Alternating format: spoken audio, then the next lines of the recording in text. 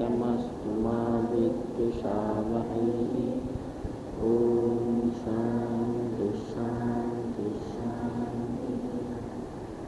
स्मृतिपुराणानाम् आलयं करुणालयं नमामि भगवत्पादं शङ्करं लोकशङ्करं शङ्करं शङ्कराचार्यं केशवं नारायणं सूत्रभाष्यकृतं वन्दे भगवन्तौ पुनः पुनः। So we'll read this Shanti mantra, Om Apyayantu Mamangani Vak Pranaschakshushrottram Atho Balamindriyani Cha Sarvani Sarvam Brahma Upanishadam Maham Brahma Nirakuryam Mama Brahma Nirakarot Anirakaranamastu Anirakaranam me astu Tadatmani Nirateya Upanishatsu Dharmas te mayi santu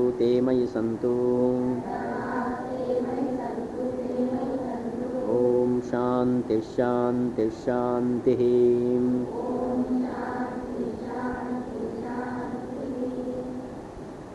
So,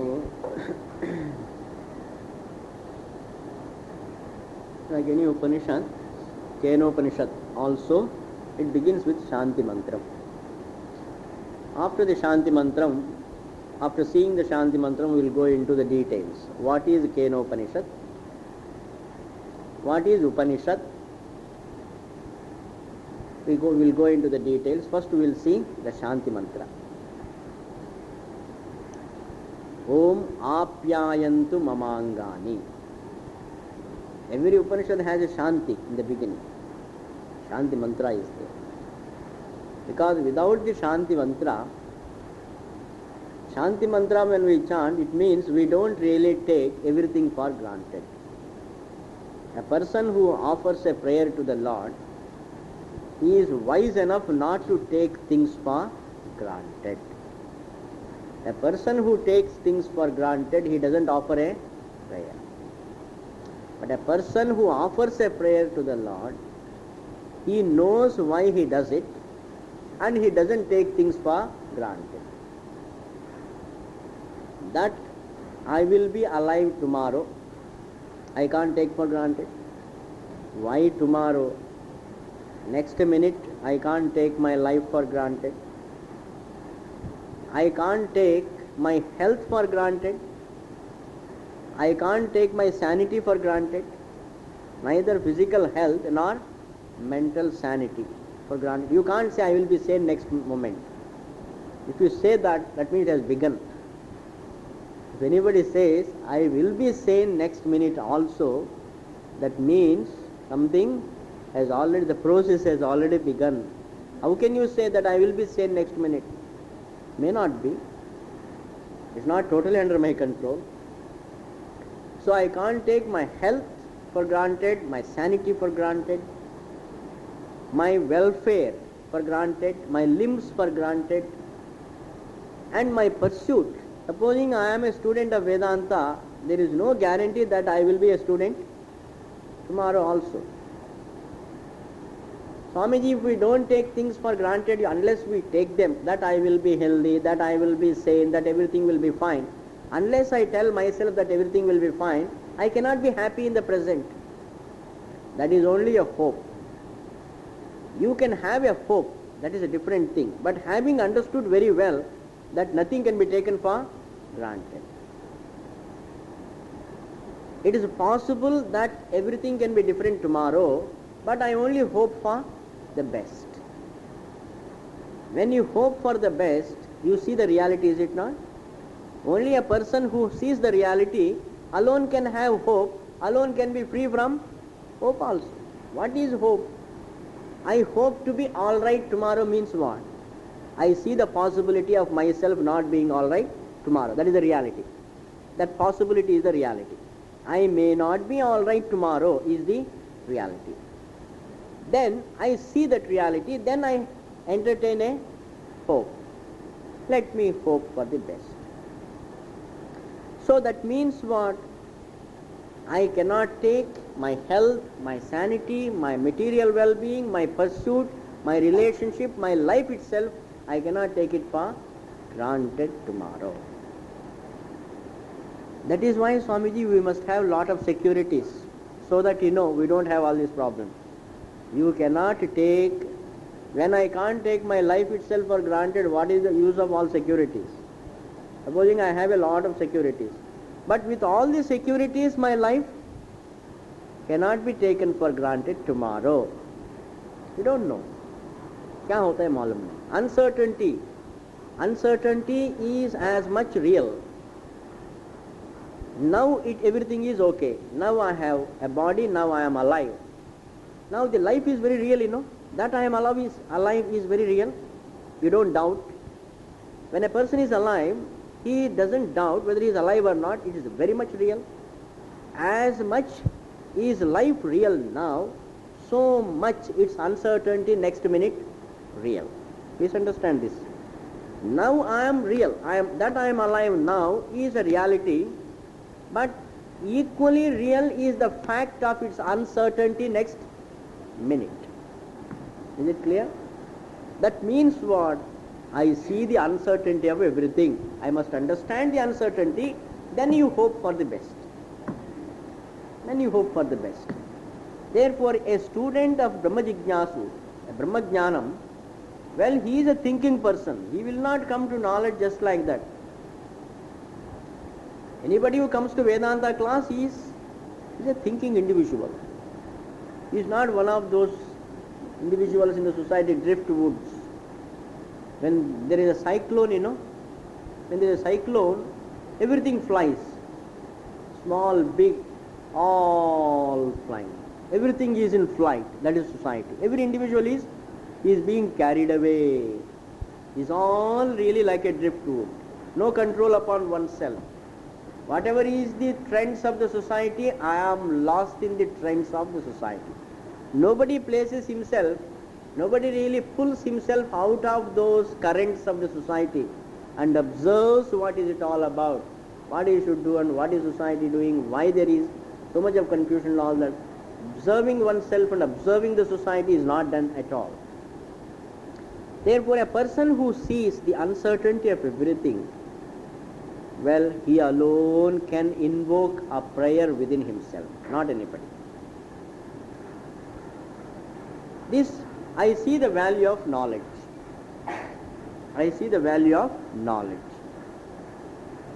And I have the desire that I must have this knowledge at any cost. No individual can be happy without knowledge, is understanding. I can't be happy without knowledge, is understood. No jiva can be happy without knowledge, is also understood. That means I understand the value of knowledge. And that knowledge I can't gain unless I am alive. I can't gain that knowledge unless I am alive. Not only I should be alive, I should be healthy also. I should be alive and without problems. I should not only be alive, but I should have physical health. My body should not create problems. Because an outside problem you can close your eyes to, but the body problem you can't close your eyes to. You can't set it aside. You can forget a problem that is outside you, but you can't forget the problem that is in the body itself. You can't ignore it.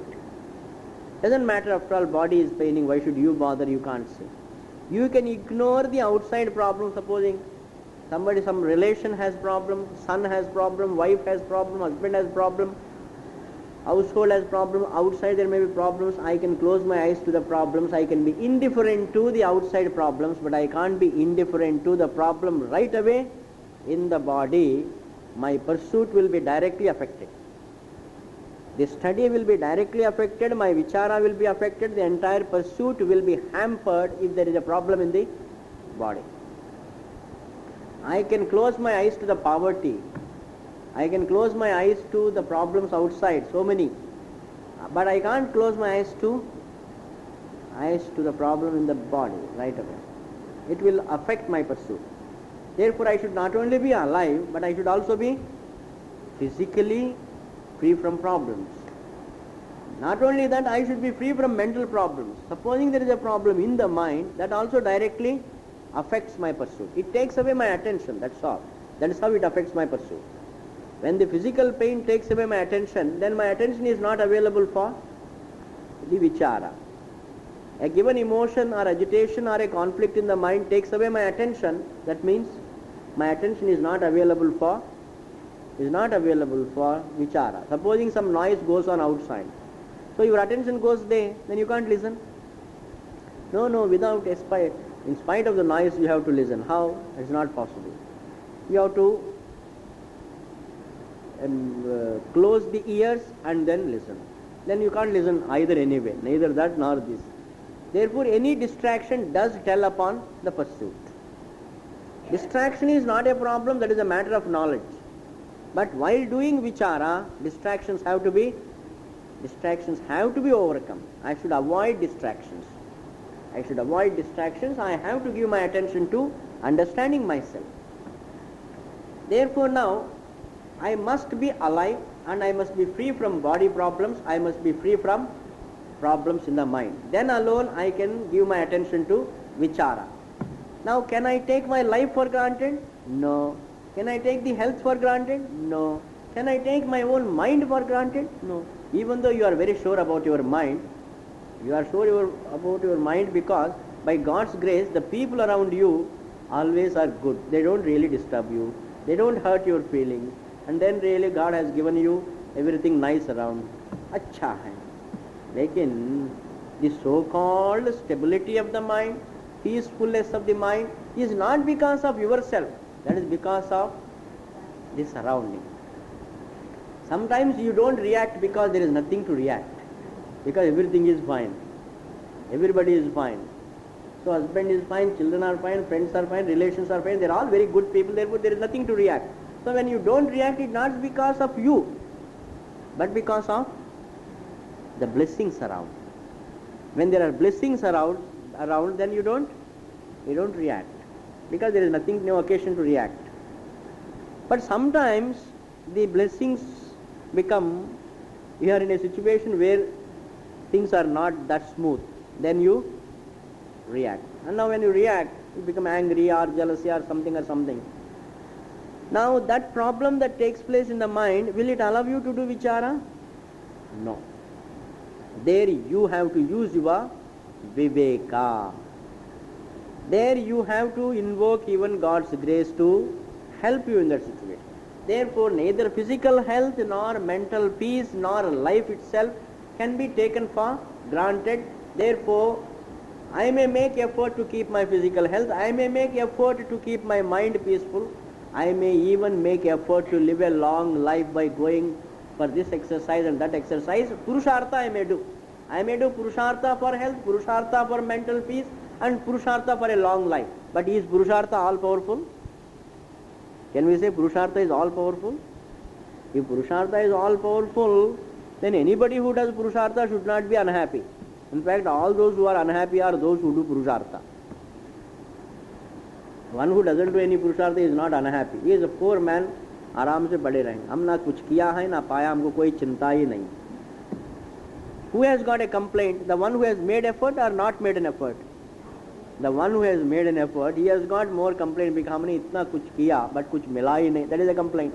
The one who has not made any effort, the one who has not done any Purushartha, he has no complaint because he knows he has not done anything, he has not gained anything, आराम से बैठेंगे. And therefore, Purushartha is not all powerful. Purushartha is not all powerful, please. And therefore, there is also something which is not in the hands of man, is not in man's hands, and that is what is called adrishtam. That is called adrishtam. And that I have to invoke. I have to invoke God's grace. And then also do Purushartha and also pray to God.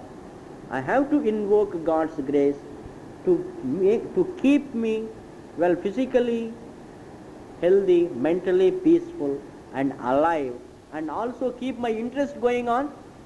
Sometimes I am physically healthy, mentally peaceful, I am alive, I may live a long life, I may be doing jignasa, but after some time my jignasa it may be gone.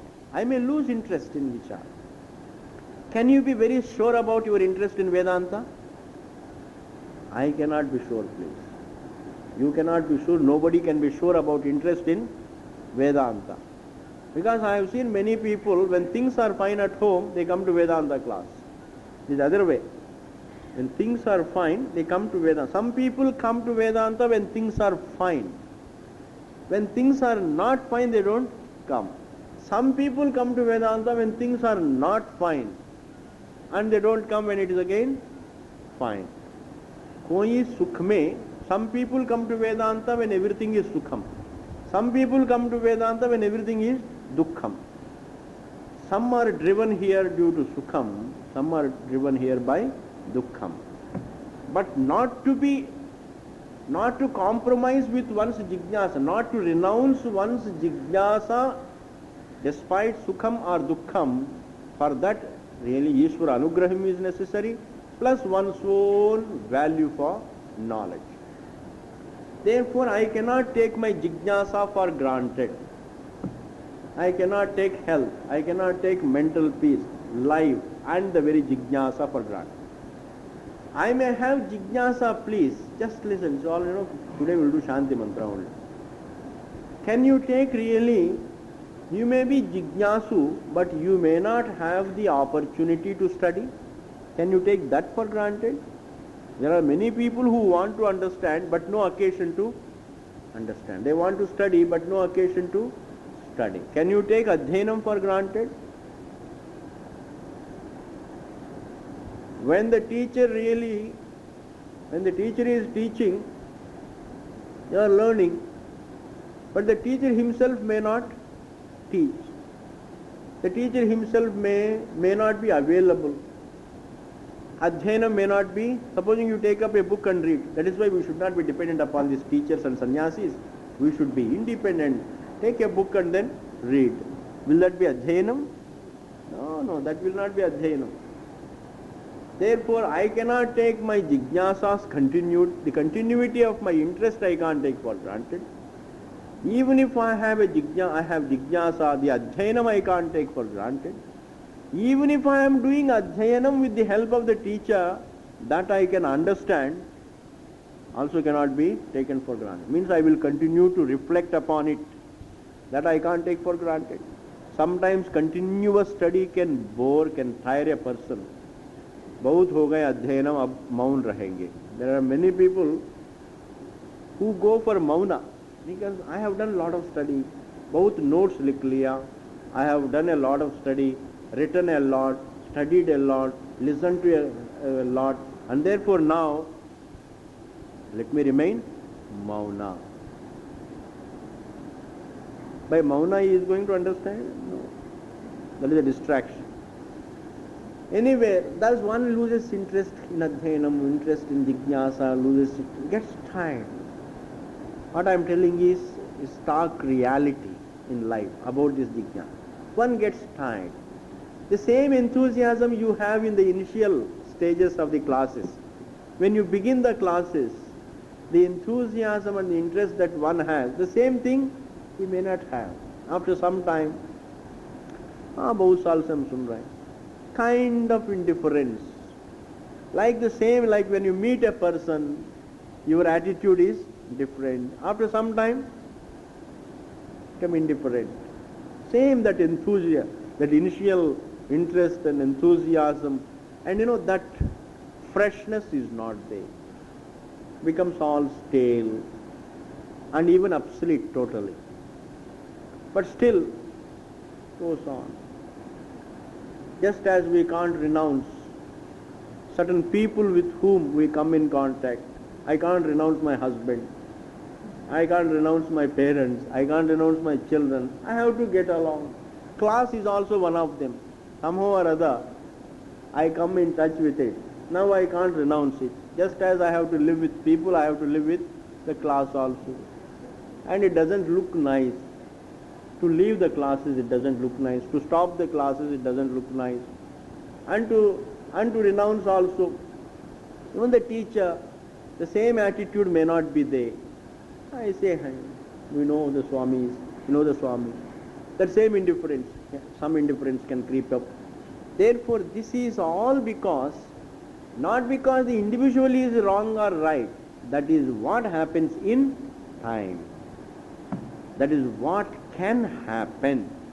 When the same jijnasa may not continue, the same adhyayanam may not continue, one may get tired of the very jijnasa, the very adhyayanam, the very listening, the very study. One doesn't understand also, because it takes time, a lot of interest and lot of study, lot of thinking is required. And if one doesn't do it, there is no grip over the vichara.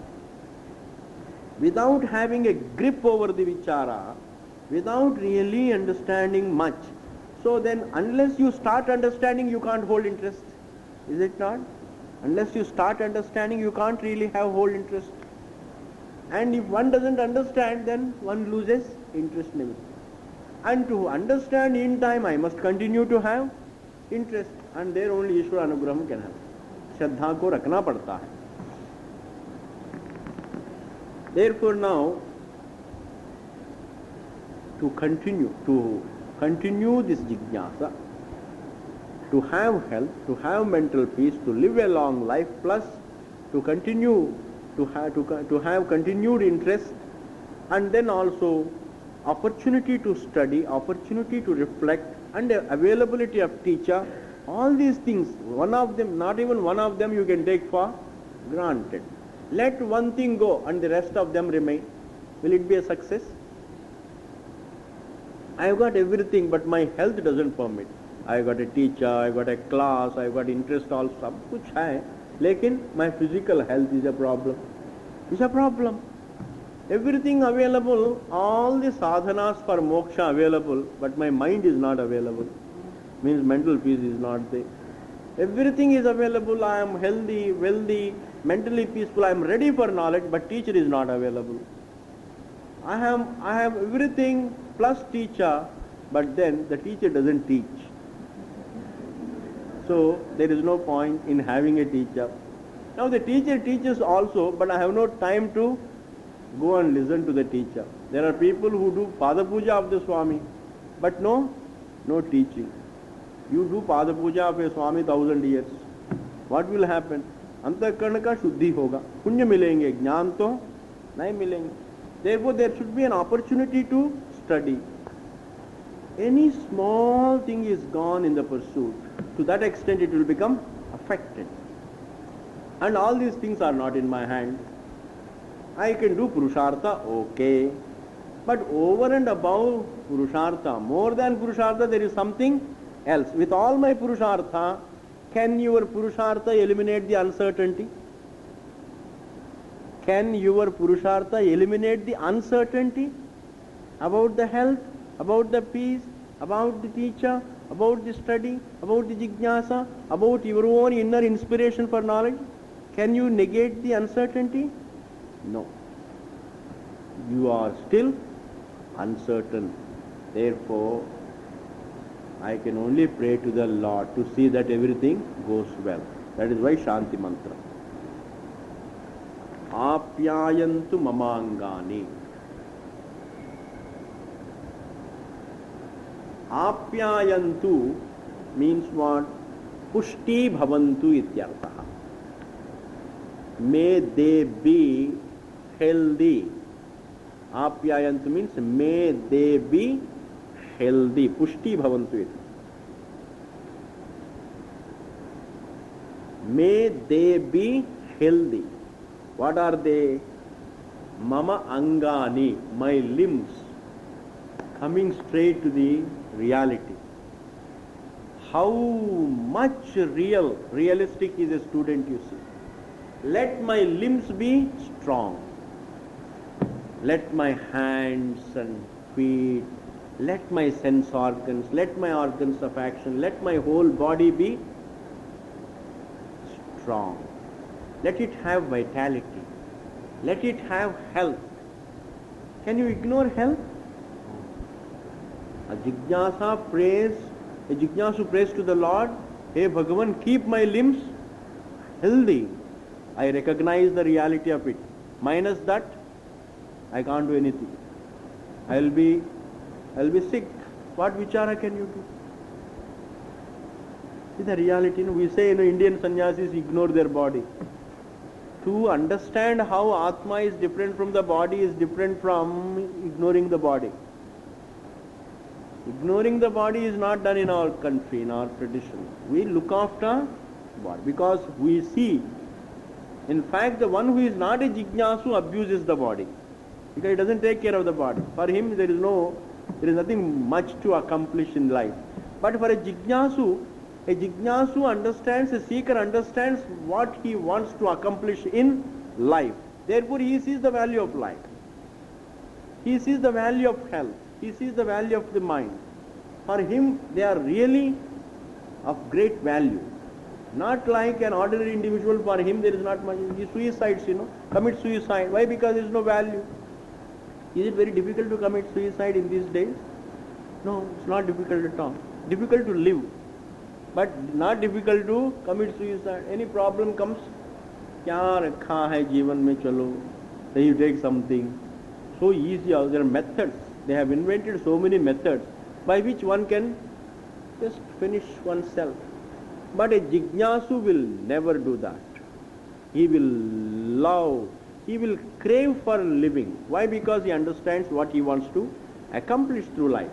Therefore, the physical reality means the physical health, how valuable it is, he sees, and therefore he prays to the Lord, hey Bhagavan, apyayantu, mama angani, my limbs, let them be strong.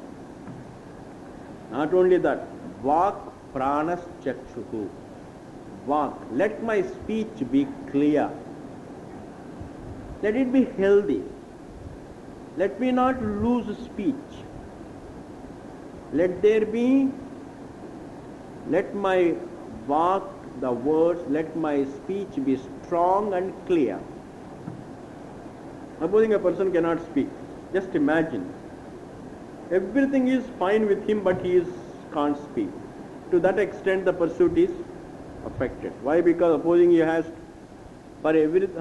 got, he has to make his doubts cleared, he has to speak to the teacher. Now he can't speak, therefore to that extent it is affected. He has no ears, then he can't listen. He can't listen. If he has no listening capacity, then Brahma Vidya is out. He can't understand Brahman. Then the teacher has to write every sentence and explain every sentence. Itna kaun karenge? Just imagine, just who is going to do all that? No, the teacher has to be very kind and all that. That is okay if you get that teacher.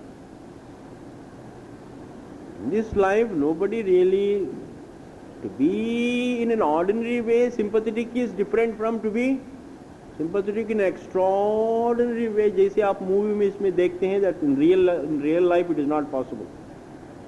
What you see in the movies, it is not available in the real life. It's all impractical. Therefore, how important it is to be healthy in all the limbs. Therefore, mama angani, vak, speech, prana. Prana means breath. Breath. Let my breath be strong.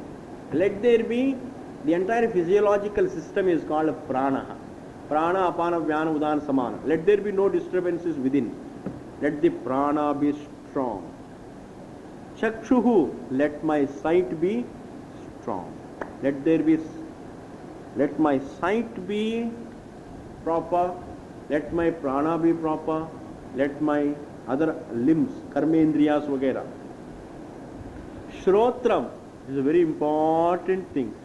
Let my ears also be strong. He is just enumerating, you see. He could have said, let my health be okay. He could have said to the Lord, Bhagavan, make me healthy.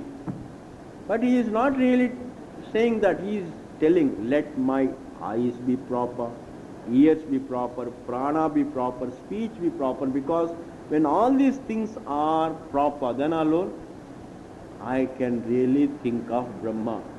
Therefore, Shrotram, Athaha, and also Balam Indriyani cha Sarvani. Indriyani cha Sarvani. Now he says, let all the Indriyas be strong. Indriyani cha Sarvani means all the sense organs, Balam, Bali Bhavantu ityartaha. Let them be strong. First he has enumerated a few sense organs like, let all my Angas be strong.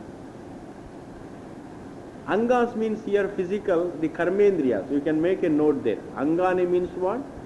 The like hands and legs and all that. That is called karmendriyas. Let all the karmendriyas be strong. Then let Vak be strong, Chakshu be strong, Shrotram be strong. Then other sense organs he has not said. So he enumerates. Indriyani cha Sarvani. Not only these three, let all the limbs be strong and healthy. Sarvani. Balam Indriyani cha Sarvani. This is clear? Sarvam Brahma Upanishadam. And what I want to know is Sarvam Brahma. Upanishadam Brahma. Everything is Brahma, which is the subject matter of Upanishads. That is called Upanishadam Brahma. Upanishadam Brahma means what? The subject matter that is taught in the Upanishad is called Upanishadam. Upanishadam Brahma means what? The Brahman that is taught in the Upanishad. Like Upanishad Purushaha. Upanishad Purushaha means what? The Purusha that is taught in Upanishads. Upanishadam Brahma means what? The Brahman that is taught in Upanishads.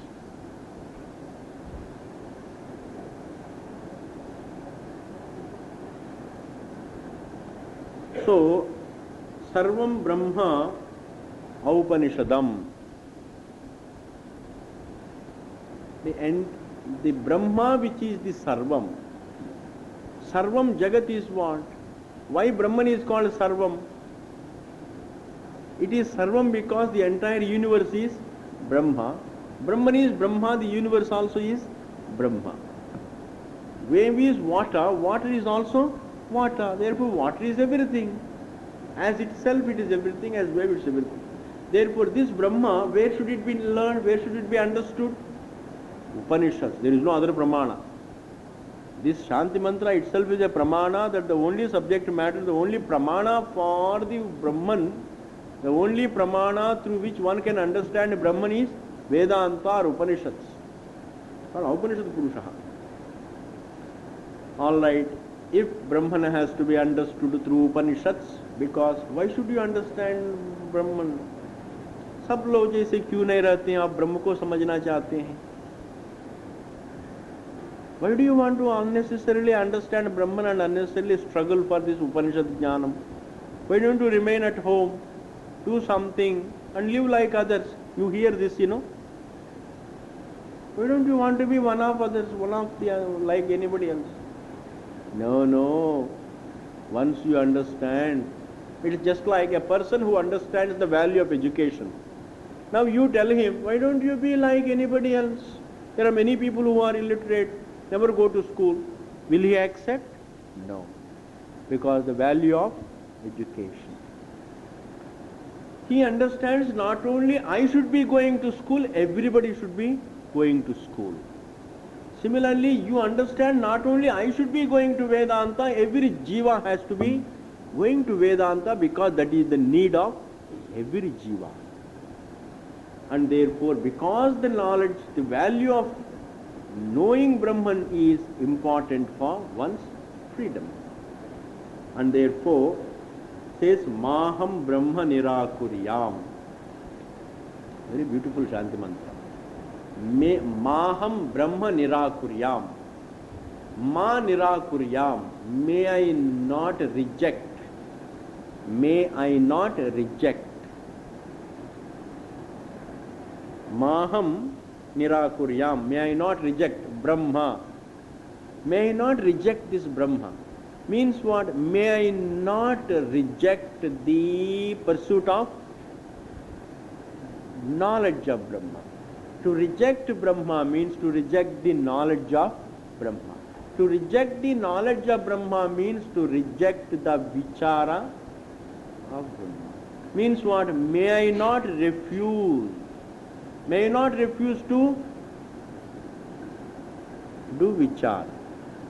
May I not myself stand in my own way of thinking about Brahma. Let not something come up within my heart. After all that is necessary is a wrong thought. There are many great students, problems and problems in life, especially in this pursuit. A person begins the adhyanam. I have seen a person begins the adhyanam. He is going through the adhyanam. And then something happens, either with the co-students or with the teacher. Something with the co-students or with the teacher. Maybe teacher is not that loving and affectionate. Because the teacher, if he is a sannyasi, has no love for anybody, to be very frank. He has no love for anybody, he has love to teach, not love for the person. He has no love for his mother and father, how can he love anybody else?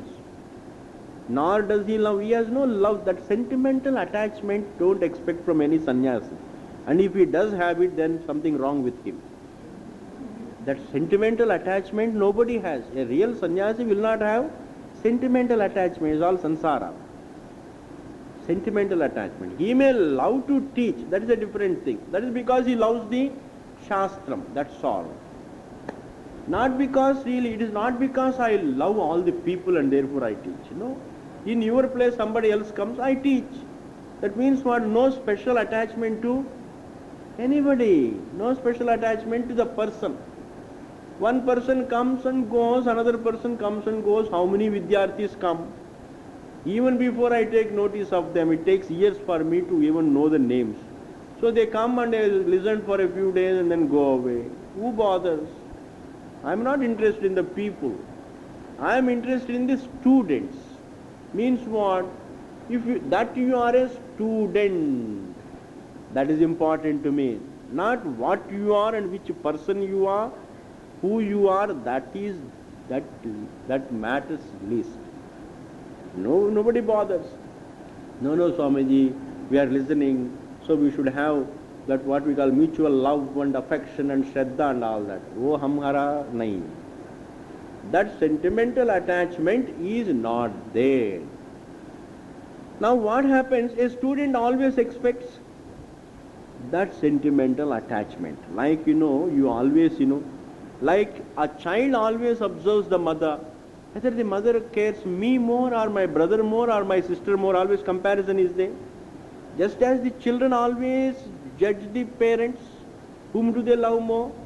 So similarly, if there are 10 students among the 10 students around a teacher, they always make a comparison. The Swami is more close to him than to me.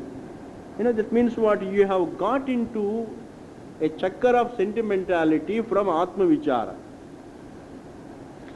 Now what happens? That itself is enough to knock off the interest for adhyanam. Or a problem with a co-student, or a problem with the teacher, or some ideology. The empirical ideologies. You love the Swami teaching Atma Vidya, but you don't like certain habits of the Swami. Certain thoughts of Swami you don't like. But that he teaches Vedanta is fine. As a teacher I like him, as a Vedantic teacher I like him, but then the other things I don't like. Can you have Shraddha?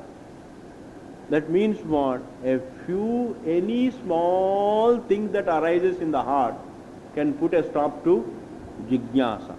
That means what? You will refuse to go into Jignasa. I have seen my I have seen it myself. Many students became revolts. They started revolting against the very pursuit just because of some problem either in you or in the students around him, along with him, or in the teacher or some ideology. A student loses interest in the very pursuit. Whom are you obliging by pursuing? You lose interest in the study. So okay, supposing tomorrow you lose Shraddha for me and don't come to the class. हमारा क्या होता है? You lose interest, full stop. If all the people lose interest also, I will have no, even a little bit of sorrow will not be there. On the contrary, I will be very happy. I will go to Uttarakhand and sit down. And what I am saying is, I mean it 100%. There is no such a thing. Supposing a person has jignasa, does he oblige anybody? No. If he stops jignasa, if he stops coming to the classes, will he really harm anybody? If you are seeking happiness, for whose sake? For whose happiness are you seeking happiness? You are seeking happiness. Whenever you want something, you want to be happy. For whose happiness do you want to be happy? For whose happiness? For your own happiness, you want to be happy. Full stop. You are not really obliging anybody. I want to be happy so that I oblige everybody. No. This must be very clear. And therefore now, let not those things happen, Hey Bhagavan. He says, let not those things happen. Let my jignasa be unconditional. Let it not be controlled and conditioned by outside factors. Let it be an unconditional jignasa. He says, Maham Brahma Nirakuryam. May I not refuse, may I not reject this pursuit. Then, Mama Brahma Nirakarot. Not only I should not come in my own way of knowledge. Let not Brahma reject me. Mama Brahma Nirakarot means let not Parameshwara reject me. Let him not defy understandability. Let not Brahma defy understandability. Let him not become, let not the truth become, let not Brahma become ununderstandable. Let not Brahma become ununderstandable. Let it become understandable. And may I not really refuse to understand. Let there be enthusiasm within to understand. And let Brahma be understandable. Let him not defy understanding. Therefore, Mama Brahma Nirakarot. Let him not stop me from doing vichara. Anirakaranamastu, anirakaranam me astu. Let there be no nirakaranam, let there be no nirakaranam mutually. Let there be no nirakaranam means no. Let there be no rejection, denial. Let there be no denial, let there be no denial. Let me not deny vichara to myself. Let Brahma not deny vichara to myself. Let there be no denial of knowledge either from my side or from Brahma's side, from the truth side. Let there be no denial. Just to see the craving, the prayer.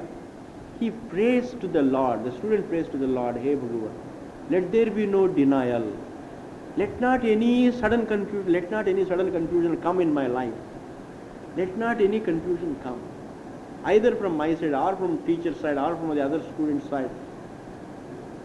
Let there be peace so that I can pursue this knowledge. Therefore, anirakaranamastu, anirakaranam me astu. Let there be no denial, let there be no denial. To me, me astu means, may means to me. Let there be no denial, let there be no denial of knowledge to me, either from my side or from Brahma's side. Anirakaranam me astu. Then, not only that, Tadatmani nirateya Upanishatsu dharmas te mai santu te mai. Tad Upanishatsu dharmaha. Tat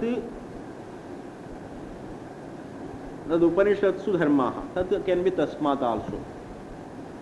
or tat mitat is an adjective to Upanishad. Present in those Upanishads. That Upanishadsu means what? What is present in Upanishad? Upanishadsu. In the Upanishads. In the Upanishads means the entire Vedanta. Dharmaha means the values.